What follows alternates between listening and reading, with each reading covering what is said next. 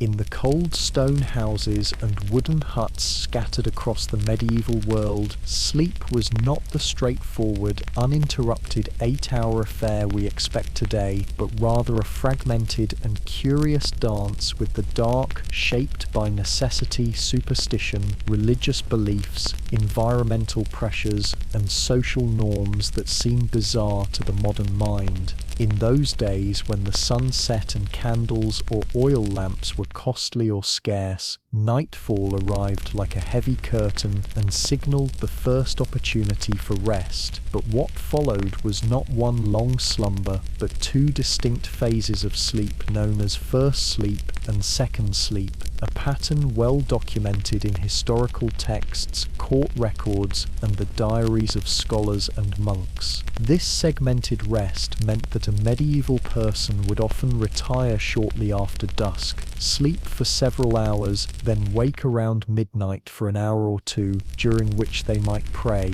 tend to the fire, have a snack, chat with family, make love, or even wander outside to check on animals or neighbors, before returning to bed for their second sleep. This curious rhythm was not considered odd at all, but rather the norm for centuries, dictated by circadian cycles more closely tied to natural light and the agricultural demands of rural life. What strikes us today as strange was deeply logical to a society that lacked clocks and artificial lighting, and this middle-of-the-night interlude was even seen as an opportune time for reflection, for spiritual meditation, or even for social visits among neighbors who were similarly awake. Yet beyond this biphasic structure, the sleep habits of medieval people ranged from the practical to the outright bizarre. In the great halls of manor houses, or in the cramped quarters of peasant cottages, people often slept communally, not out of custom, but out of necessity, piling into shared beds or bundling together on straw mats for warmth, safety, and companionship, regardless of age or relation,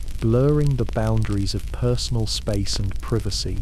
It was not unusual for entire families to sleep together in one bed. Children nestled between parents, and in households with guests or servants, strangers might join in as well, especially on cold nights, with everyone turned in the same direction to minimize disturbance, back to front, like spoons in a drawer, breathing the same air and sharing body heat through the long winter hours. Those fortunate enough to have individual beds, lords, ladies, and some wealthier tradespeople, often used towering four-poster beds with heavy curtains, not for extravagance alone, but to insulate against drafts and keep in warmth, since stone-walled chambers were notoriously difficult to heat. These canopied beds became their own little chambers within chambers, and sleeping in them could feel both isolating and secure, though in monasteries or nunneries, the rules of shared living persisted, and rows of monks or sisters might sleep in silence within the same dormitory, their habits often dictated by strict rules that allowed only limited hours of sleep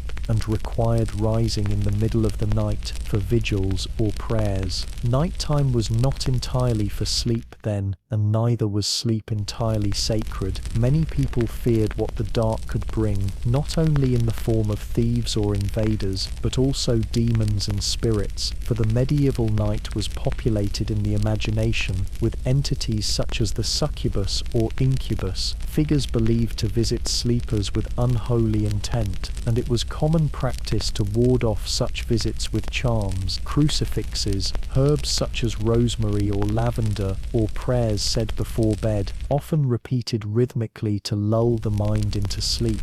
The beds themselves might be elevated on bricks or wooden platforms, not just to avoid rats or drafts, but to protect against spiritual or mystical danger believed to rise from the ground, and some people placed iron objects or knives under their pillows or near the doors to ward off evil spirits or witches.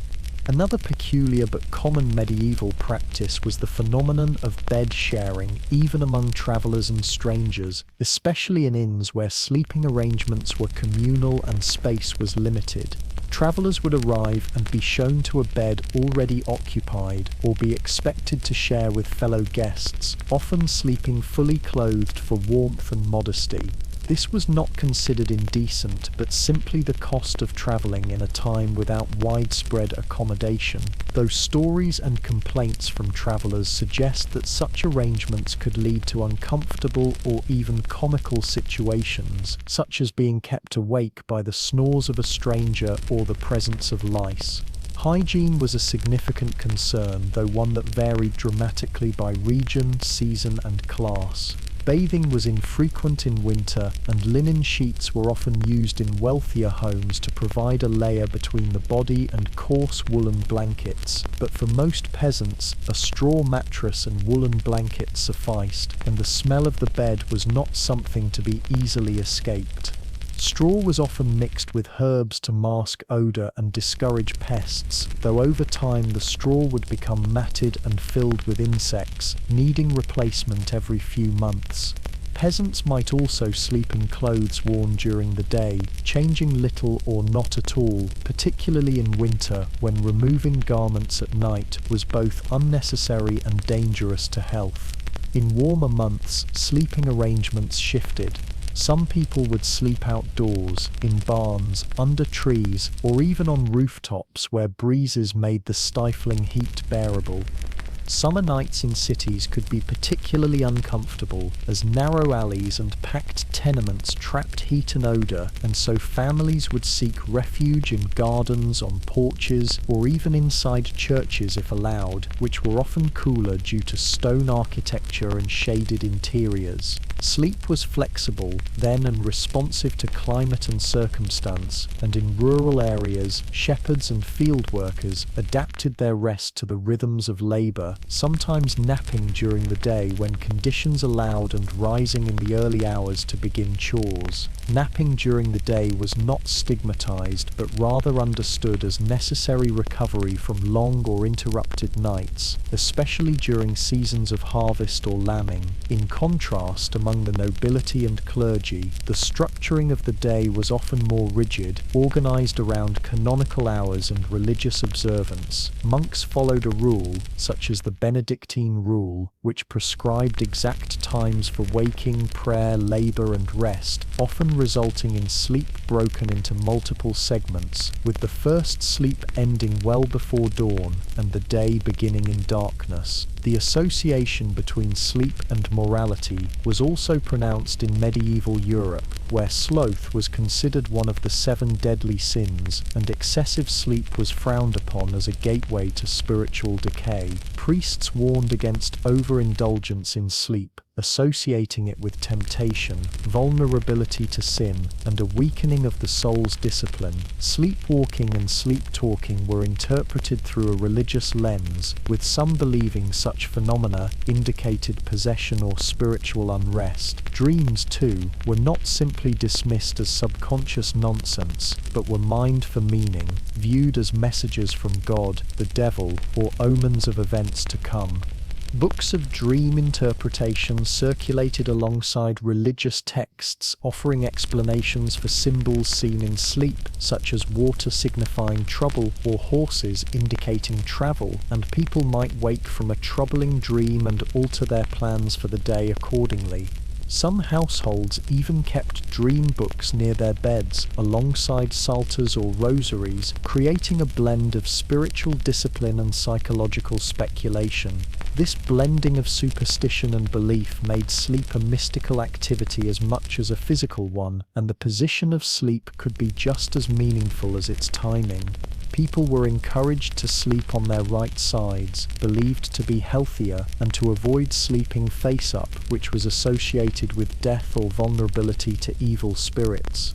The dying were sometimes laid on their backs with hands crossed, a position resembling prayer, while the living were advised to sleep curled or in fetal positions as a form of modesty and protection. Medieval sleep habits were also influenced by architecture and urban design.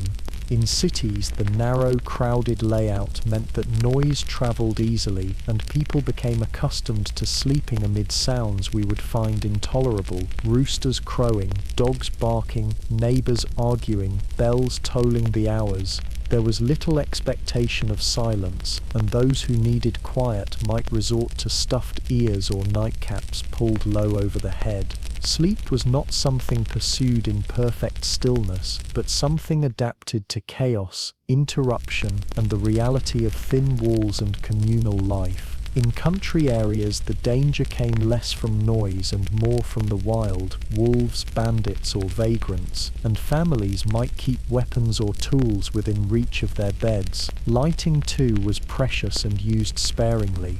Candles were expensive, and so people navigated night with minimal light, relying on the fire's glow, the moon, or shared lanterns. It was not unusual to sleep in pitch-black conditions, which made dreams all the more vivid and disorienting. Darkness itself was not merely the absence of light, but a force unto itself in medieval thinking, filled with danger, mystery, and divine potential. In homes with animals, particularly among the peasantry, sleep was not even fully separated from livestock. Chickens, pigs, and goats might share the same dwelling, especially during winter, both for the animals' protection and for the heat they provided. A cow might sleep just feet from a child. The bleating of goats and clucking of hens became part of the bedtime soundtrack. Children learned to sleep through noise, and adults learned to manage the smells and interruptions of barn life. In castles and manor houses, dogs often slept on beds with their masters, not just as pets, but as guardians. In some regions, cats were discouraged due to associations with witchcraft, while in others they were prized for keeping mice away from grain stores and bedding. These blurred lines between human and animal sleep spaces created a domestic ecosystem where the line between indoors and outdoors, wild and tame, was far thinner than today. The communal and fluid nature of sleep extended into social rituals. Bedtime prayers were a common practice across classes, often said aloud by entire households or whispered privately. Some families observed specific rituals, such as the extinguishing of the hearth, the blessing of the bed, or the covering of mirrors to prevent spirits from traveling through them at night. In Jewish households, the practice of the bedtime shema offered spiritual preparation for sleep, while Christian homes might recite the Lord's Prayer or invoke saints for protection. In both cases, sleep was viewed not just as rest but as a symbolic death, a temporary surrender of the soul, and people feared dying in their sleep, unconfessed or spiritually unprepared. This fear was so strong that it shaped not only bedtime prayers but even the design of beds and bedrooms, with many beds facing east so that the sleeper could rise to the direction of the resurrection.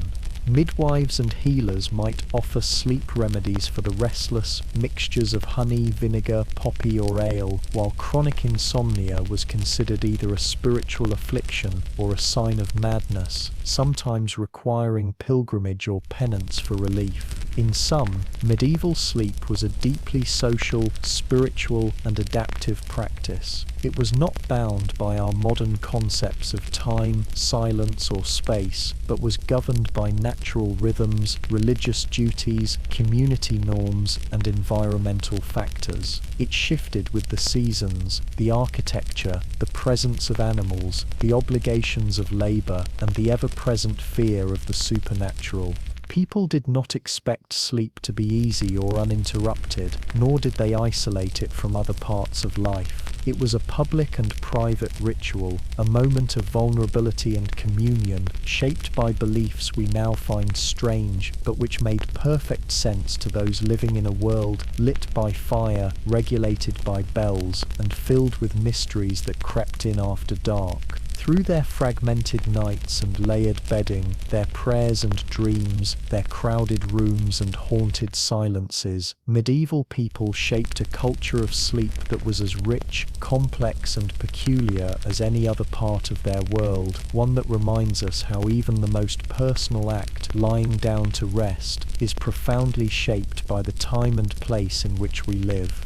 And so, as the night deepened in medieval villages and towns, sleep, never a guaranteed escape, remained an unstable journey laced with interruptions, rituals, and peculiarities that mirrored the broader chaos of life in that age. For a mother in a thatched peasant cottage in the early 14th century, the night did not begin with silence, but with the muffled cries of a baby who refused to settle, the rustle of straw bedding that had become flattened and sour with use, and the low snoring of a husband who had returned sore and exhausted from a day in the fields, still wearing the same rough tunic he'd worked in since dawn. She might reach over to stir the embers of the hearth one last time before curling beside her children, who were clustered on the same lumpy mattress, their small limbs tangled together, unaware that their constant kicking and shifting would be the cause of her frequent wakings. Outside, the winds whispered through the loose shutters, rattling them softly, and a neighbour's dog barked at a fox slipping past the fence. Within the hour, the entire street might be awakened by a shout, or the clash of metal, a drunkard staggering home, or worse, a suspicious traveller caught prowling near the livestock pens. In these moments, doors would creak open, candles lit with difficulty from dying flames, and heads would appear at windows wrapped in coarse nightcaps, peering into the dark not in fear, but with the weary acceptance that night was not sacred, that it often brought its own burdens, and that sleep could be postponed or fractured without complaint. Even in more secure homes, like the stone-built dwellings of town merchants or the timber-framed houses of artisans, the nighttime routine was filled with strange customs. These families, slightly better off, might own separate sleeping benches or rope beds with mattresses stuffed not with straw but with feathers or wool, though the beds sagged unless constantly tightened, and many a midnight was spent rethreading ropes and adjusting bedding to avoid slipping into the middle crevice where all sleepers inevitably rolled. The upper classes, meanwhile, indulged in elaborate rituals that revealed their own oddities. A noble woman preparing for bed might spend an hour being undressed by handmaids, her garments peeled away layer by layer and hung near the fire to warm for the next morning. She would step into a bedchamber scented with dried herbs, lavender, mugwort, sage, believed to calm the mind and chase away bad spirits. Her bed, raised high and encased in rich hangings, offered more than rest. It was a stage for public ceremony, a place where guests were received in the morning and where birth and death alike took place. Sleeping in such a chamber meant navigating not only layers of linen sheets and fur coverings, but also the expectations of behaviour. One could not toss and turn or speak aloud, for the walls were thin and the servants always nearby. It was not unusual for a lady to share her chamber with companions, other noble women or trusted maids, who slept on pallets nearby and whispered to one another long into the night, muffling laughter or gossip behind thick bed curtains. In castles, the great hall might see servants curled near the dying fire, wrapped in cloaks and snoring beside hunting dogs, while pages and squires shared bunks in the grooms' quarters, their dreams filled with swordplay and imagined glory. The rhythm of their sleep was often determined not by preference but by duty, a nighttime errand for the Lord, a sudden call to bring hot water for a sick child, or the ringing of the chapel bell calling them to matins, breaking the darkness with quiet footfalls and muttered prayers. Clergy and monastics faced perhaps the most regulated and extreme sleeping routines of all. In Benedictine monasteries, sleep was strictly rationed. Monks might rest only from dusk until midnight, then rise in silence, dress in the dark and shuffle barefoot into the cold stone church to chant psalms for an hour or more, before returning to their narrow cots for a second sleep if allowed. This rigid pattern was designed not for comfort but for spiritual discipline, a mortification of the body to strengthen the soul, and many monks found their dreams filled with visions of angels, demons, or distant memories of the secular life they had abandoned. Some reported waking in tears, or in joy, or in dread, unsure if the dream world was more real than the waking one. They were taught to view sleep with caution. Too little invited madness, too much welcomed sloth, and within dreams lurked both temptation and divine revelation. If a monk spoke aloud in his sleep, it might prompt reflection or even penance, for the boundaries of the conscious mind were believed to be porous, and words uttered in sleep could reveal hidden sins or longings. Night within the monastery was not peaceful but charged with moral weight, and every breath taken in the dark was, to some, a test of endurance or a quiet communion with God. Sleep among the sick and elderly in medieval society carried its own peculiarities. Without proper medicine, those suffering from chronic pain or terminal illnesses often found sleep elusive or fragmented, and their caregivers developed rituals to induce rest, massaging limbs with warmed oil, reciting verses from the Psalms, or preparing mixtures of wine and poppy or chamomile. The dying in particular were watched closely as they slept, for the final breath might come in slumber, and it was considered a sacred duty to witness that passage, to speak prayers over the sleeper, and ensure that no demons took the soul unaware. In poorer households, neighbours might be called in to sit beside a deathbed through the night, taking turns watching for movement, and the moment a sleeper ceased to stir would be marked with immediate ritual, closing the eyes, straightening the limbs, drawing the bed curtains, and beginning the vigil of death. It was common to die in bed, but also common to die with others present, not alone, and sleep thus carried a heavy association with mortality. Many medieval people viewed each night as a small rehearsal for death, and morning as a kind of rebirth, hence the prayers of gratitude spoken upon waking, and the presence of protective charms woven into bed linens or carved into headboards to shield against spirits that might claim a person in sleep. Children were taught to recite bedtime blessings from an early age, often with rhymes or stories attached, and parents feared the night in equal measure to their children, though they cloaked it in assurances of saintly guardians and angelic watchers. In the colder regions of northern Europe, the methods used to endure the harsh winter nights bordered on the absurd by modern standards. People would sleep in shifts to maintain the fire, passing watch duties through the family so that the hearth never went out, a necessity for both warmth and survival. Small children were sometimes swaddled and placed in drawers near the fire, while older children clustered under shared fur coverings. Couples slept back to back to conserve heat, and even in large households, animals might be invited inside to sleep in corners or by the door, their warmth a welcome presence, even if their odours and noise were not. Nightshirts were sometimes made from repurposed grain sacks or woolen mantles, and feet were wrapped in rags before bed to keep frostbite at bay.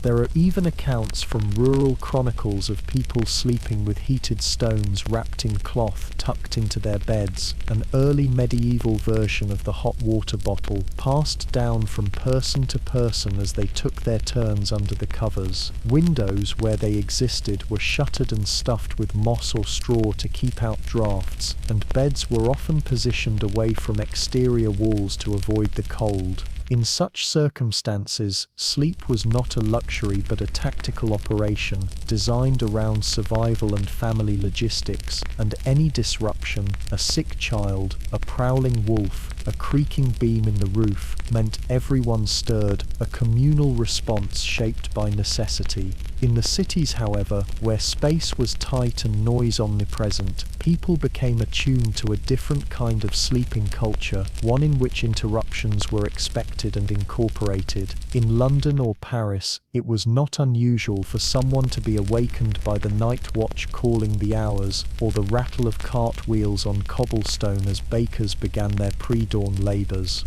Prostitutes moved through alleyways, whispering to potential customers, and thieves used the dark to scale walls or slip through unsecured doors. Thus, urban dwellers learned to sleep lightly, ready to wake if a sound or footstep rang too close.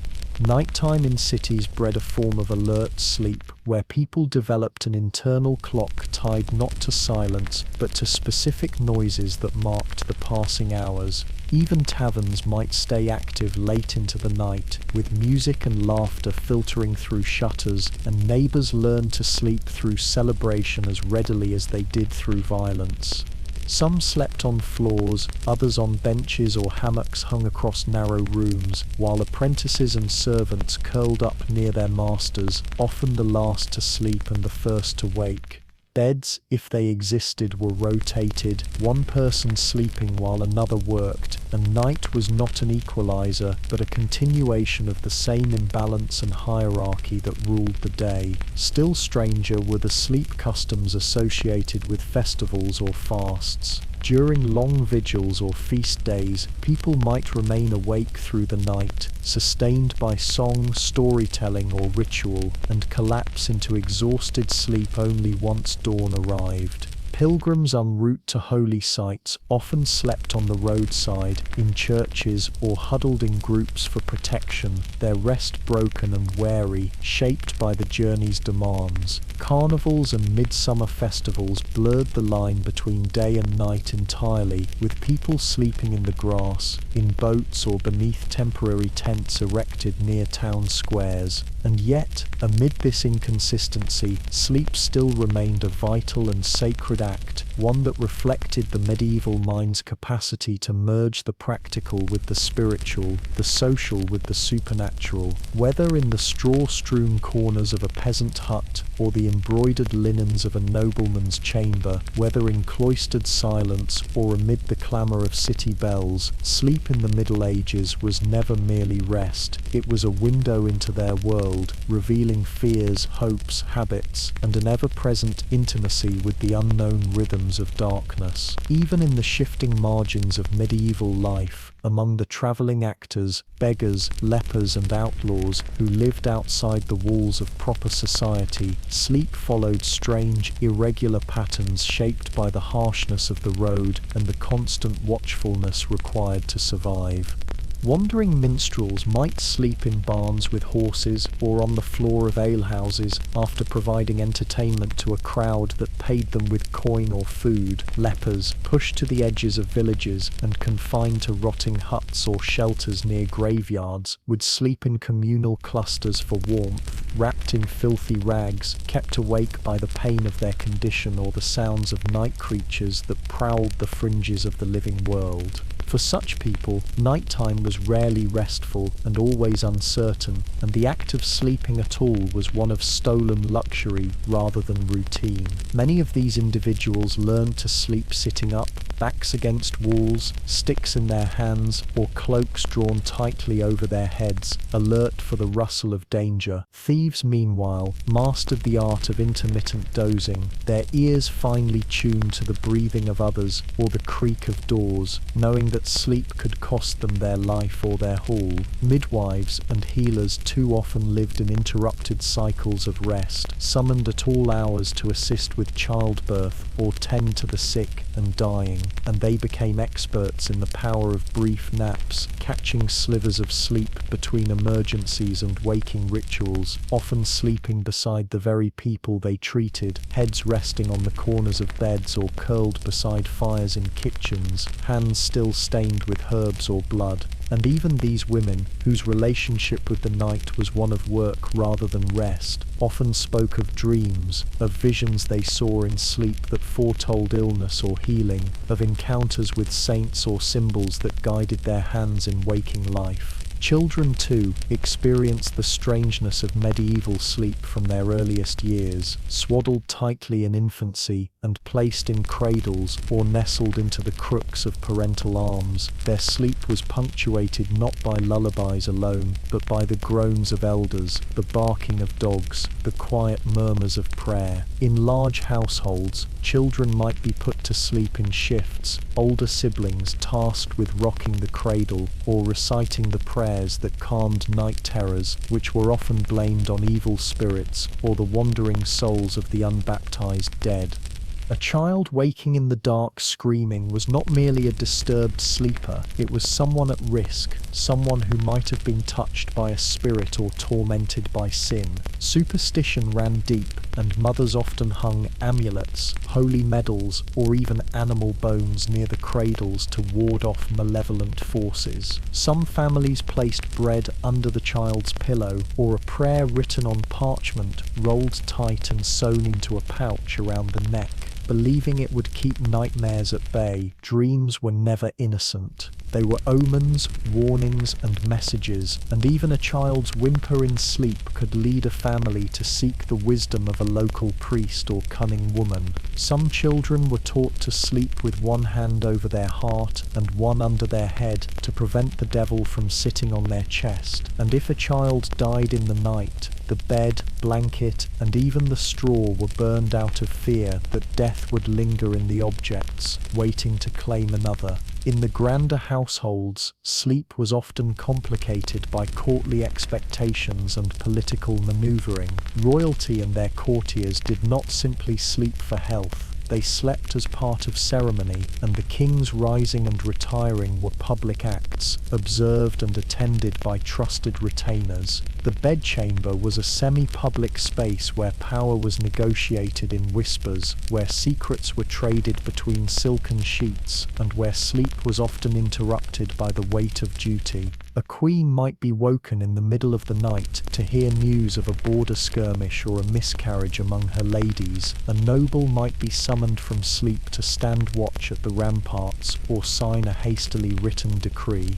Servants slept in anterooms or on pallets nearby, ready to respond, and it was not uncommon for night to bring a flood of clandestine visitors, messengers arriving by torchlight, lovers creeping through secret doors, or priests whispering confessions before dawn. The bedchamber was a theatre, its silence an illusion. Even sleep here was political, a battlefield of alliances and betrayals, and those who slept deeply often woke to find themselves at a disadvantage. Many nobles learnt to sleep lightly, never fully unconscious, their minds always half-focused on the possible noises of betrayal, a footfall too soft, a door that opened too smoothly, the rustle of steel. These fears were not unfounded. Poisonings and assassinations were often attempted while the victim slept, and some kings slept with dogs in their bed, or armed guards standing in the corners of the chamber, watching in the flickering candlelight for any movement that did not belong. Seasonal rhythms also played a role in shaping the sleep experience. In summer, when the sun set late and rose early, people often adjusted their sleeping hours accordingly,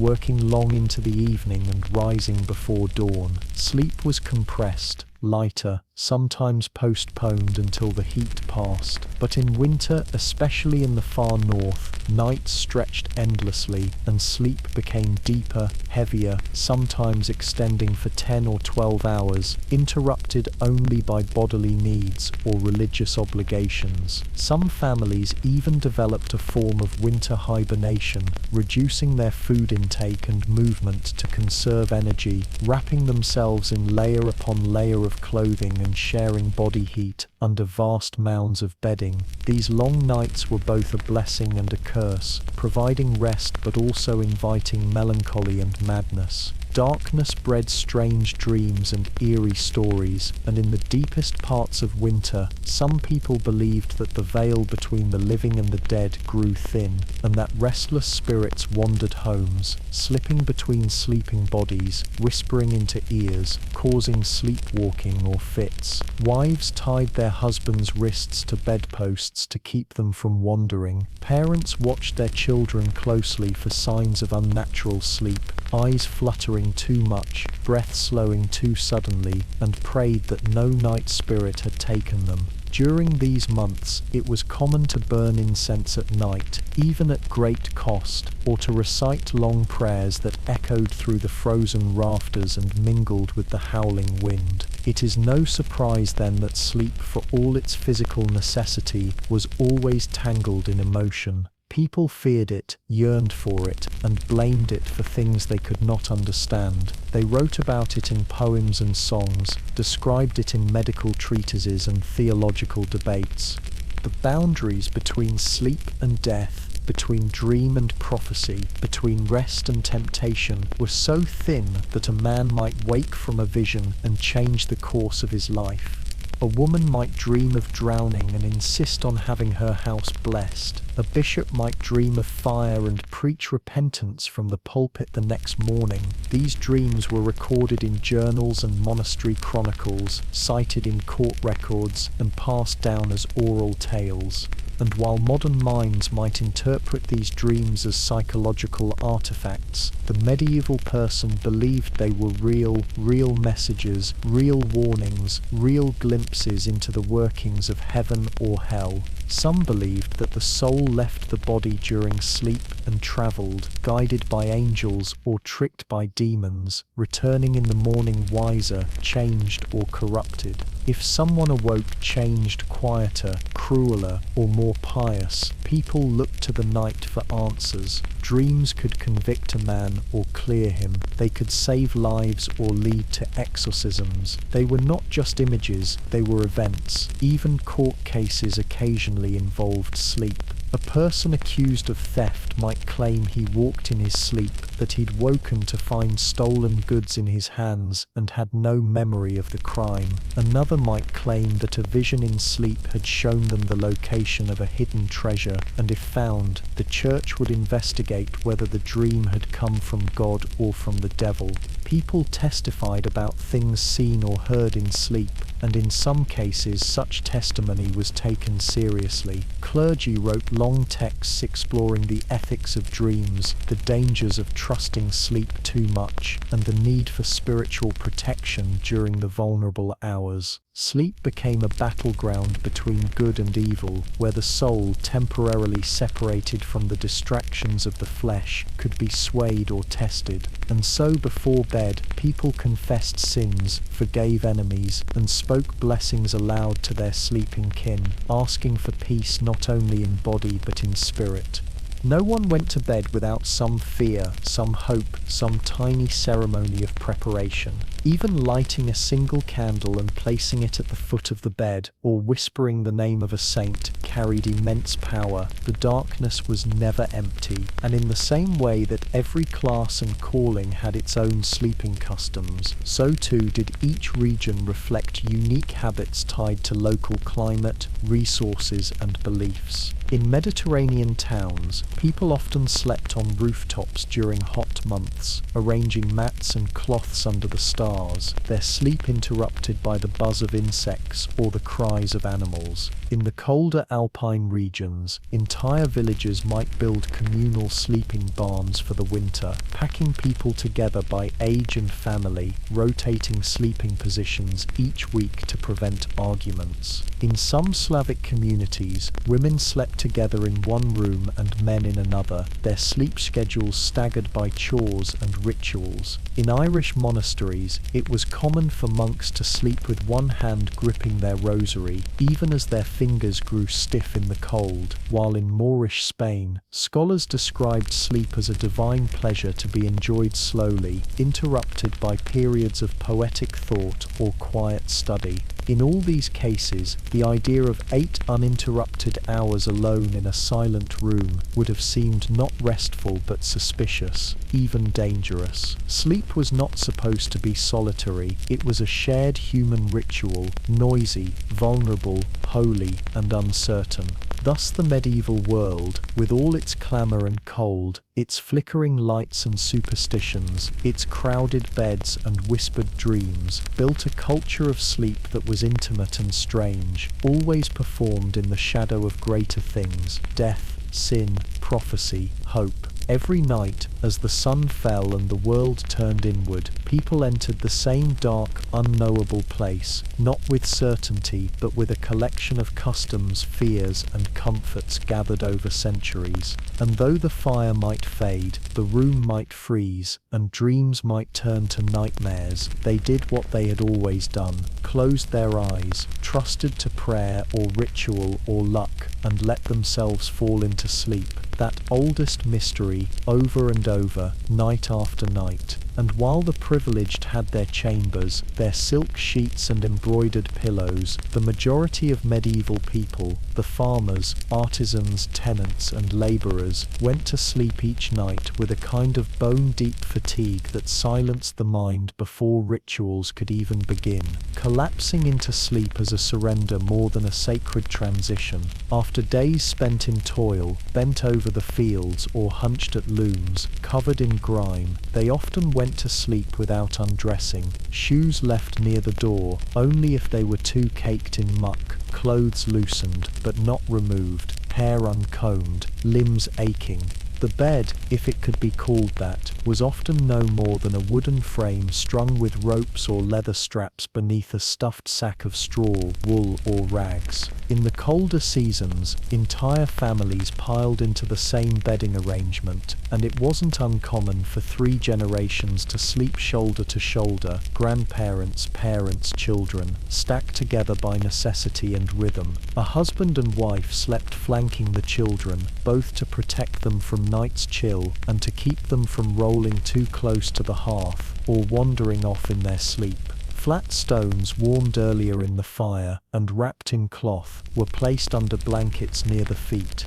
And this tangle of bodies did not drift to sleep in silence. They muttered prayers, whispered stories, scratched at flea bites, or grumbled about the day's indignities until breath slowed and the room dimmed into the low crackle of embers and the occasional squeak of straw shifting under weight. The first sleep, the deeper, more dream-heavy slumber, often lasted until around midnight. At this hour many people awoke naturally, and the house stirred quietly. If the weather permitted, someone might slip outside to relieve themselves, especially if there was no chamber pot or if it had already been used by others and filled. Sometimes a man would wake and check on the animals, if a cow was calving, if a chicken coop had stirred, if snow had started to fall. In the villages, one might hear the low hum of voices as neighbours stepped into one another's homes briefly, sharing a bit of warmed ale or a story while wrapped in cloaks. This period between the first and second sleep was often spoken of with odd fondness in later writings, because it was a liminal time, quiet but conscious, filled with solitude yet not lonely, when people could sit by the hearth and think or talk, free from the burden of work or the eyes of the world. Women might use this time to sew by firelight, patching tears in children's garments or mending their husbands' hose. Some used the hour to grind herbs, prepare poultices, or steep teas, particularly if someone in the household had a cough or fever. It was also a time for intimacy, and many conceived children in this quiet space between sleeps, when the body was rested and the mind calm. Religious devotion was common too. Monks recited the divine office, peasants whispered psalms, and devout families might say the rosary together, their faces glowing orange in the light of the coals. Then, when eyes began to droop again, they returned to the bed for the second sleep, which typically lasted until the cock's crow or the earliest beams of sunlight pierced the wooden shutters. Not all households followed this routine, and some deviated out of necessity. For millers, bakers, or brewers, sleep was staggered to accommodate the demands of their craft. Bakers, especially in towns, often began their work long before others had risen, needing to have loaves ready by sunrise. They slept in short bursts, rising at midnight or earlier, and returned to bed only once the ovens were emptied and the morning customers satisfied. Their apprentices learned to mimic this broken rhythm, their eyes perpetually tired, hands flour-covered, yawning as they kneaded dough in the cold pre-dawn. Millers slept lightly, always alert for the sound of their millstone jamming or the fear of flooding. The constant rotation of labor and vigilance left them in a state of semi-wakefulness, accustomed to strange short dreams and the fatigue that never truly lifted. Midwives had no pattern at all. Their sleep was interrupted without warning, as a rap on the shutter or a cry from the street might come at any hour, and they would be out the door with their satchel, sometimes not sleeping again for a full day or more. And soldiers, particularly those stationed in garrisons or guarding towns, developed habits of watch sleep, resting one eye open, spear or sword within reach, constantly on edge. They often slept fully clothed, armored even, and sat upright in chairs or propped against walls, their dreams violent and scattered, full of marching feet and thunderous hooves. In coastal towns, sleep was often dictated by the sea. Fishermen worked through the night, rising with the tides or sailing by moonlight, their beds empty when most others were full. They returned in the early hours soaked and cold, sometimes dragging themselves into bed beside already awake wives who handed them soup or ale before they collapsed. The smells of brine and fish clung to their clothes, their hair, their bedding, and entire households learned to adjust their rhythms around the whims of the sea. Their children, too, grew accustomed to these disjointed schedules, some sleeping beside their fathers during the day, while others stayed up late, watching the horizon for returning boats. The presence or absence of light shaped everything. In wealthier homes where candles or oil lamps could be afforded, the night stretched longer and bedtimes could be delayed. In monasteries with large candelabra and a supply of beeswax, monks might study or write into the night. But in poorer homes, where the day ended with the sun, sleep began early and was often deeper in its initial hours. People adapted to the darkness not with fear, but with accommodation. They developed an acute sense of time through sound, the cricket's song, the creak of beams in wind, the gradual dimming of firelight on the walls. Without clocks, these sounds became markers, and even the act of waking had no alarm, but rather intuition and the world's own rhythm. Sleep also reflected broader social divisions. Among the enslaved or bound laborers, sleep was treated as a reward, a temporary mercy granted by the will of the master. Those working in large estates or in servitude to nobles often slept in overcrowded quarters, sometimes in outbuildings, barns or kitchens, their sleep constantly interrupted by orders, alarms or punishments. If they spoke in their sleep and were overheard muttering anything subversive or insulting, they might be beaten or silenced. Dreams were not private. In fact, sleep itself was barely private. It was a shared activity, public even, as dozens might sleep in the same hall or corridor, sharing space with rats, dogs, and strangers. Privacy as we know it did not exist, and with that came a strange comfort, but also danger. Secrets were easily overheard, movements watched, and even a restless night could provoke suspicion.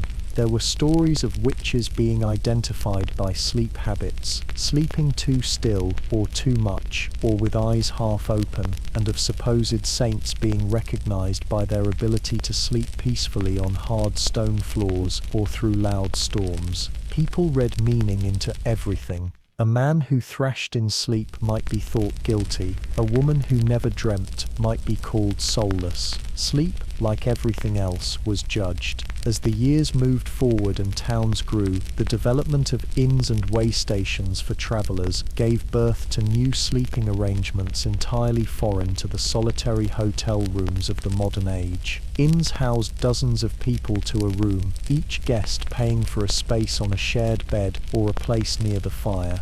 If lucky, one might be given a blanket. Bedfellows were often strangers, merchants, pilgrims, peddlers, and it was expected that you would simply sleep without conversation or fuss. Of course, this often failed, and many travelers wrote of sleepless nights next to snoring companions or of waking to find their purses gone. Some inns developed systems of rotating bunks, where guests were granted sleep for only a few hours before being woken to make room for another. Pilgrims' hostels attached to churches were slightly more orderly but still crowded, and sleep was punctuated by bells calling to prayers or the groans of sick travelers. People slept side by side on rushes, feet near heads, cloaks pulled over faces, and yet, despite the discomfort, there was a sense of shared humanity in this. The closeness of others was a kind of protection, a communal warmth in an age of constant threat. Among the dying, sleep took on its final role as a bridge. The terminally ill were often believed to be half in this world and half in the next, and their long periods of sleep, or strange midnight awakenings, were watched closely for signs. A person who awoke smiling might be said to have seen angels. One who mumbled in fear was thought to be facing judgment.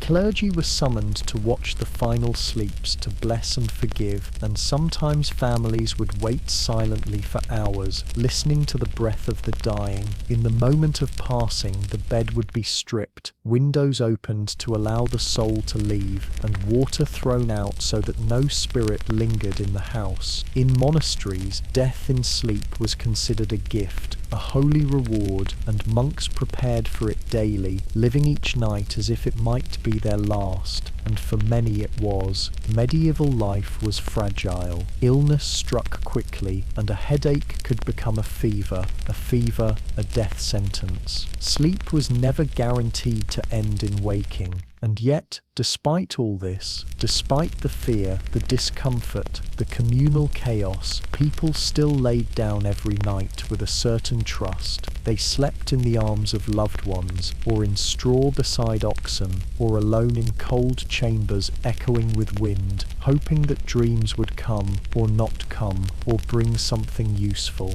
Sleep was not just necessity, it was hope, fear, ritual, rhythm, and surrender, all at once, an act repeated endlessly by those who rose with the dawn and stepped again into the uncertainty of medieval life. And so sleep moved on, not only as a physical act of rest, but as a vessel carrying with it the deeply held superstitions, customs, and whispers of the time, each nightfall echoing with the layered voices of centuries of belief. The mind in sleep, medieval people thought, became porous to the world beyond. Dreams were never dismissed as mere nonsense. They were pathways, omens, messages from God, or temptations from the devil. A dream of falling might mean you had sinned and needed confession, while a dream of water could indicate purification, pregnancy, or impending grief, depending on who dreamt it. A crow appearing in dreams signaled death. A white flower foretold illness, and a dream of flying, though rare, was both thrilling and troubling, suggesting either divine favor or an encounter with demonic forces. People recounted dreams to their confessors and to each other, sought the wisdom of herbalists or wise women to interpret them, and in towns there were even so-called dream readers who, for a coin, would listen and tell you what to beware. Monks kept dream journals, recording their nightly visions, cross-referencing them with the scriptures or the writings of early saints. Women in childbirth often dreamt vividly, and those around them listened carefully, for what a woman saw in her final weeks was thought to predict the outcome: safe delivery, stillbirth, or death in labor. If a dream was especially troubling, a charm might be sewn into a pillow, or the sleeper might lie with a relic near the heart. Not all dreams came in the deepest part of the night. Those between the first and second sleep were said to be clearest, closest to truth, because they were born in that strange half-woken state where the soul was still loosed from the body, untethered and free to wander. Children, too, were watched closely in their sleep. Their habits were signs. A child who rolled too much might be thought restless in spirit. One who spoke in dreams was said to be touched by wind, meaning either gifted or fragile. Wetting the bed was not merely a shameful nuisance, but sometimes interpreted as a sign of curses or bad spirits. To protect children, mothers tied herbs to the bedposts, rosemary, mugwort or yarrow, and carved crosses into the headboards. If a child cried too long in their sleep, the family might call on a cunning man or wise woman to bless the child or drive away the fairy that had replaced the true babe with a changeling. Yes, the belief in changelings was real and widespread, and sleep was one of the surest signs that a child had been taken. If a child stopped laughing, stared too long at shadows, or began to thrash and moan at night, many mothers feared the worst. Fathers might sit awake for nights on end, weapon in hand, daring the fairies to come, while mothers sang old lullabies handed down from their own mothers, songs laced with pleading and defiance. And then, as the child's sleep returned to normal, the family would breathe easy again, never entirely sure whether they had stopped the switch or simply learned to love the stranger in their arms. Among the clergy, sleep took on yet another layer of complexity. The monastic schedule was built not around the sun but around canonical hours, demanding that monks and nuns rise at intervals through the night to pray, chant and contemplate. In the deep hush of the night, the abbey would echo with the footsteps of sandaled feet, the creak of wooden doors, the murmur of Latin prayers. These night offices, matins and lauds, meant that sleep was segmented more than anyone else's. Monks became experts in broken sleep, slipping into unconsciousness swiftly and waking with clarity, their lives a cycle of sleep, wake, chant and silence. It was thought virtuous to deny the body long rest, to wrestle sleep as one wrestled temptation. Some even practiced deliberate discomfort, lying on hard boards, using stone pillows, sleeping in sitting positions to imitate the sufferings of saints. In certain heretical sects, sleep was considered a weakness altogether, and its denial became a form of extreme asceticism. Flagellants, for example, would stay awake for days, walking and chanting in public squares, whipping themselves until collapse, believing that sleep was an indulgence while others burned in purgatory, and yet in some cases, visions came only through sleep. Saint Hildegard of Bingen recorded dreams so vivid and prophetic that her entire theology was shaped by them, writing of luminous beings, spirals of fire, and divine mandalas seen only in her night wanderings. Strange habits and customs clustered around beds and sleeping spaces like moss on old stones. In some regions, the bed was never referred to directly. It was called the long chairs or the dark cradle, because it was associated too closely with death. To make a bed in front of strangers was taboo, as the act of smoothing sheets and placing pillows was symbolically intimate, like laying out a body. In wealthier homes, elaborate canopies hung over beds, both to keep out drafts and to protect sleepers from curses or watchful eyes. These beds, called four-posters later in time, were enclosed with heavy curtains, and sleeping within them was like entering a cocoon or tomb. Servants who slept in the same room were not to speak after lights were put out, and it was considered bad luck to knock on the bed frame after nightfall. In some households, bread was placed beneath the pillow to absorb nightmares. In others, a knife was tucked under the mattress to ward off evil spirits. Even the act of yawning had etiquette. One must cross oneself or cover the mouth. lest the devil slip in through the opening, and the seasons played their part too. In winter, when darkness stretched 14 or 15 hours, the act of sleeping became both refuge and necessity. People slept more, rested longer, and accepted drowsiness as part of the season. Villagers would sit close to the hearth after supper, drift into naps without shame, and eventually make their way to bed long before the night had fully fallen. In some cases, men might wake only to stoke the fire and go back to sleep again.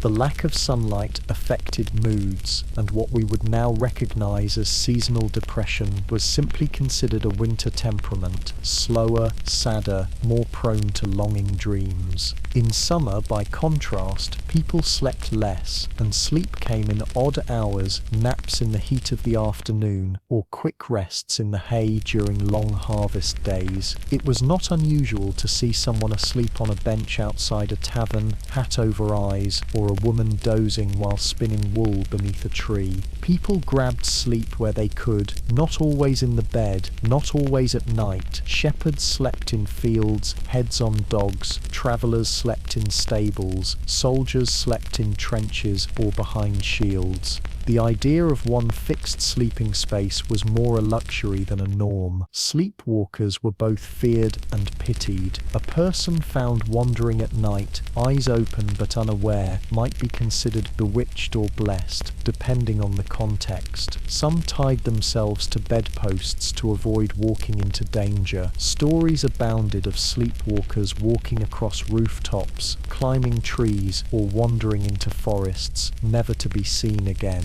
One tale from the Germanic regions spoke of a man who, sleepwalking, entered the church at midnight and was found singing the liturgy in a dead language, eyes glazed, voice full of sorrow. He died shortly thereafter, and it was said his soul had glimpsed purgatory. In some towns it was customary not to wake a sleepwalker, not because of modern medical advice, but because waking them was believed to sever the soul's tether, trapping it in another realm. And yet even with all these fears and rituals, sleep was a balm. After days filled with toil, sickness, anxiety and uncertainty, it was the only reprieve people knew. There were no vacations, no weekends, no retirements, just the long arc of life pushing forward, punctuated by sleep. It was sleep that allowed men to rise again, to till frozen ground, women to carry buckets to the stream, children to survive the roughness of their days. It was in sleep that people forgot hunger for a while,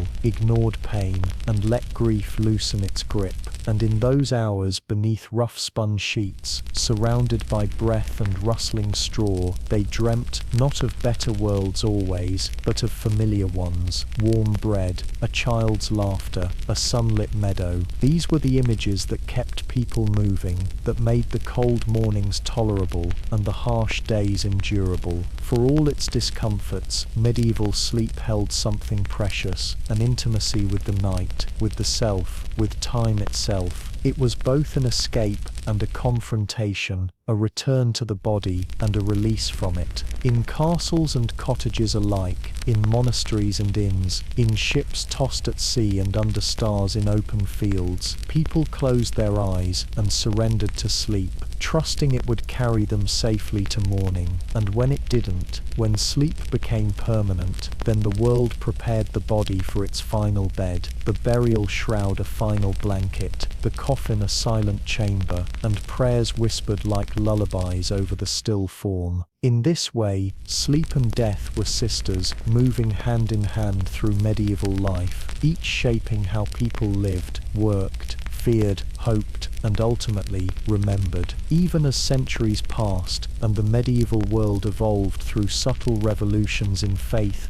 famine and fire, the rituals and rhythms of sleep remained strangely unchanged, entwined as they were with a life perpetually under siege from the unknown. Sleep was not just a bodily necessity, it was a quiet resistance against chaos, a form of stability in a world of fleeting seasons and unpredictable fates. Those who lived far from the crowded manors and monasteries, the charcoal burners, the forest-bound trappers, the herbal women who gathered roots by moonlight, often spoke of sleep as a companion, one that taught its own kind of wisdom.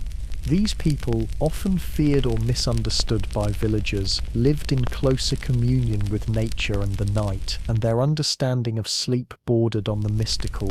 They listened to the wind's pitch and claimed to know what kind of sleep it would bring, whether the high, keening gusts meant a night of restless visions, or the heavy hush of snowfall would bring dreams deep and long.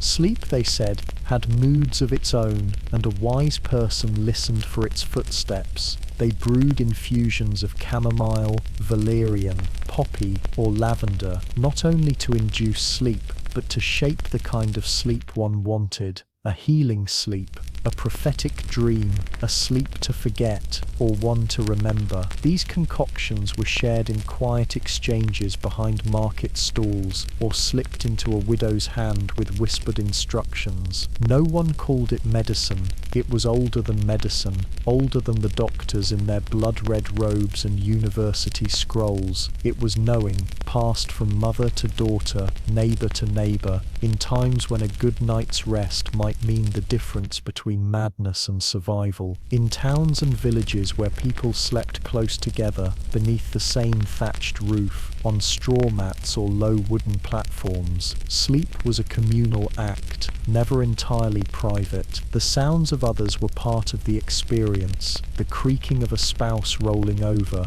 the gentle puff of a child's breath, the cough of an elder, the snore of an uncle whose nose had broken long ago in a drunken brawl. Sometimes these noises soothed, like the familiar rhythms of home, but other times they unsettled. Stories passed of men who spoke in foreign tongues during sleep, languages they had never learned, and of women who cried out the names of dead lovers or lost siblings, revealing secrets never uttered in waking life. It was said that your true self came out in sleep, and that's why some feared to share a bed, worried their dreams might be overheard. Privacy was a luxury even the wealthy barely possessed. Curtains around beds helped muffle voices, but not always shame. Servants in noble households gossiped about what they heard after candles went out, arguments, sobbing, the sounds of passion, or the muttered prayers of a guilty conscience. People knew sleep left them vulnerable, not just physically, but spiritually and socially, and so the act of falling asleep in another's presence was both a sign of trust and a risk. In times of plague, sleep became both feared and longed for. As the Black Death tore through towns and countryside, people watched their loved ones fall asleep and never wake again. The image of someone going peacefully into slumber became haunting, who would wake and who would not. Entire families would fall ill, their sleep growing heavier by the hour, the house falling quiet until the silence was too complete. Gravediggers whispered of bodies found in beds still warm, limbs twisted in the final struggle between breath and nothingness. Some towns hired watchers, men and women paid to stay awake through the night to observe the sick, to wake them should death begin to settle like a blanket. These watchers drank bitter teas and pinched themselves raw to stay conscious, for they believed it was their eyes alone that could fend off the reaper. In cities like Florence, Paris, and London, fear of sleeping too long became a quiet terror. People left shutters open to let light in, despite the cold, and some even moved their beds to porches or rooftops, hoping the fresh air might keep them alive till morning. Sleep was no longer the reprieve it once was. It had become a doorway that might swing shut forever, and yet there were others who sought sleep deliberately, those so racked by grief or horror, they drank concoctions of henbane or poppy to slip into unconsciousness and escape the waking world. The line between rest and death grew thin and terrifying, and prayers before bed took on new desperation, especially the old children's rhyme, "If I should die before I wake, I pray the Lord my soul to take." Those words rang louder in plague years than ever before, a lullaby wrapped around trembling hope. Yet sleep returned to its old role again when the plague passed. As it always did, people resilient, stubborn, aching to return to the rhythms that anchored their fragile lives. In the fields, life resumed with dawn calls and night fires, with beds shared among siblings and animals alike. The warmth of a cow's breath in the corner of a room could mean the difference between waking stiff with cold or breathing easy through winter. In great halls, nobles once again feasted late and staggered to curtained beds, attended by servants who helped them undress and placed warming pans beneath the sheets. In taverns, travellers huddled together on rough boards, drunken lullabies giving way to a chorus of snores. Pilgrims on the road to Santiago or Rome found sleep in abbey barns, sometimes surrounded by strangers, lice and damp straw, but grateful nonetheless for rest. Women tucked infants beneath woolen shawls and closed their eyes, knowing tomorrow might bring war, taxes or joy. In castles, the guards changed shifts at midnight, their boots crunching softly on the gravel outside, careful not to wake the sleeping lord whose dreams might be of hunting stags, winning tournaments, or standing at Judgment Day. The world pulsed on, and sleep, with all its strangeness, endured. There were those who could not sleep, insomniacs long before the word existed, men and women haunted by loss or trauma, pacing dark halls or walking the perimeter of fields under starlight. These night wanderers were often suspected of ill intent, accused of consorting with devils or fairies, but sometimes they were just trying to quiet a mind that would not rest. One monk wrote of his sleeplessness as a trial given by God, a fire in his soul that burned until the dawn bells. A widow in Kent, known for her healing hands, could only rest after singing aloud all her dead children's names, one by one, every night, until tears put her to sleep. A blacksmith who had lost his hand in an accident was said to have dreams so violent he bit through his tongue. His family tied him down at night, praying it was only grief, not possession. These stories spread, not to shame but to warn. Sleep is fragile, and the mind does not always follow the body into rest. Remedies were many: sacks of heated barley, oils of rue and mint rubbed on the temples, whispered prayers to Saint Dymphna or Saint Benedict, but not all found peace. Some people simply learned to live with broken sleep, making use of the dark hours to mend clothes, prepare bread, write poetry, or sit in silence. And perhaps in these quiet vigils they found something others missed, a deeper stillness, a space between the world's noise. In winter again, as nights lengthened and snow muffled all sound, people once more embraced segmented sleep. First sleep came early, and between that and second sleep, the world stirred with strange magic. This was when confessions were whispered, lovers met, and bread was shaped for morning baking. Midwives watched for signs of labour, thieves crept through lanes, and monks opened thick books by candlelight. This interlude was not wasted time, it was a second life, one lived in stillness, when thoughts deepened and words mattered. Even children understood this rhythm. They would wake between sleeps, climb into their parents' bed, ask questions about the stars, or be soothed from nightmares.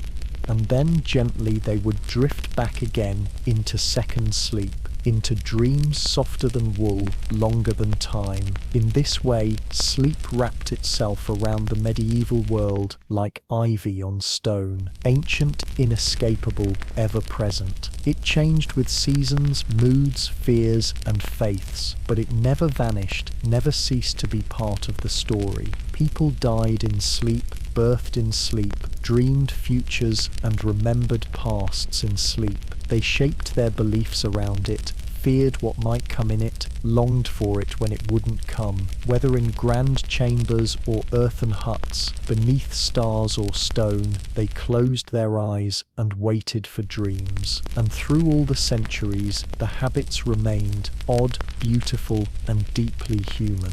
They lit candles to keep the dark at bay, sang lullabies to hush the mind, and prayed to wake again, knowing always that sleep was not merely the end of the day, but a journey in itself, as vital and mysterious as life itself. And still the night carried on, night after night, year after year, century upon century, as the rhythm of sleep continued to course through medieval life, embedded as deeply into the fabric of existence as the rising of the sun or the fall of the harvest. As generations came and went, children born in the scent of rushes and smoke took their first naps in cradles carved by calloused hands, rocked by lullabies passed down from mouths too tired to speak of politics, but strong enough to sing old songs. These children grew in homes where light was a precious commodity, where shutters were closed not only against wind and strangers, but also to guard the delicate space of slumber. The medieval world feared the darkness, yes, but it also revered it, because the dark was the cradle of sleep,